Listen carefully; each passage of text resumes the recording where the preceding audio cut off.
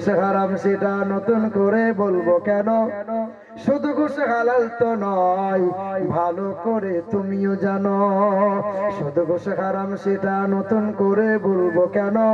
শুধু ঘুষ হালাল তো নয়, ভালো করে তুমিও জানো।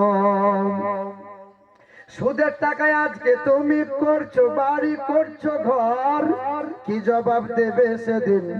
যাবে যেদিন কবর ঘর।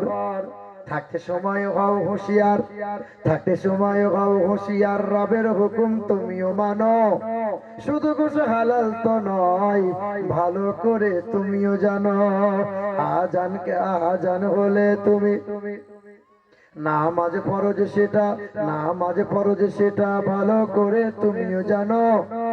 নামাজ, নামাজ দিনের খুঁটি, নামাজ দিনের খুঁটি ভালো করে তুমিও জানো।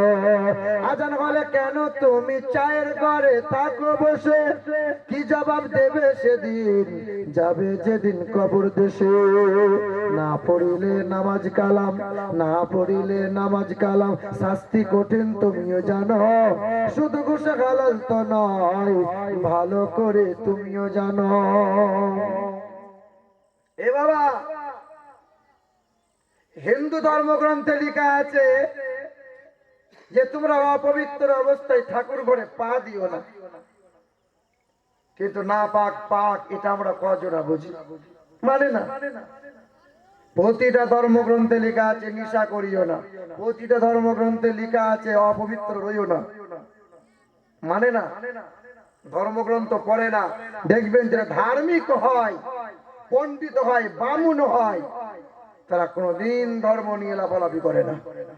ওই চনুকুটি গুলো খুব লাফালাফি করে, যারা ধর্মের ব্যাপারে কিছুই বোঝে না।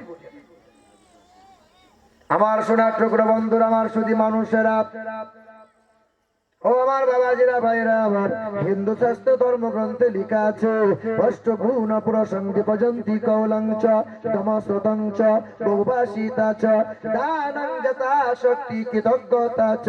পৃথিবীর জমিনে অষ্টগুণে গুণান্বিত হয়ে পৃথিবীতে আসবেন, তিনার চেহারার সুগন্ধি বার হবে। অতত সংভবেশতে মনংসে বেশদানিব বাসুদেবঙ্গরঙ্গীতি পণ্যগন্ধানি স্পর্শম, তার চেহারা দিয়ে সুগন্ধি বার হবে। সেই সুগন্ধির সৌরভে দেশের মানুষের মন পবিত্র হবে। চতুর্বিভ্রাতি ভেদাং কারিষ্যামি কারিক্ষয়াম, তারা চারজন হবে সহচর। নবীজির খলিফা কয়জন? কি নাম বলেন? একজনের নাম হলো হযরতে আবু বকর সিদ্দিক রাদিয়াল্লাহু তাআলা, একজনের নাম হলো ওমর ফারুক রাদিয়াল্লাহু তাআলা, উসমান গনি রাদিয়াল্লাহু তাআলা, শেরে খুদা মাওলা আলী রাদিয়াল্লাহু তাআলা।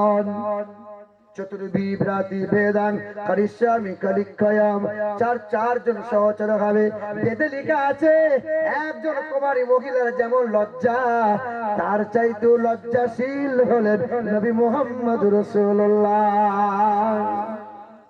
নবী মুহাম্মদ এত লজ্জাশীল ছিলেন। আমরা সেই নবীর উম্মত,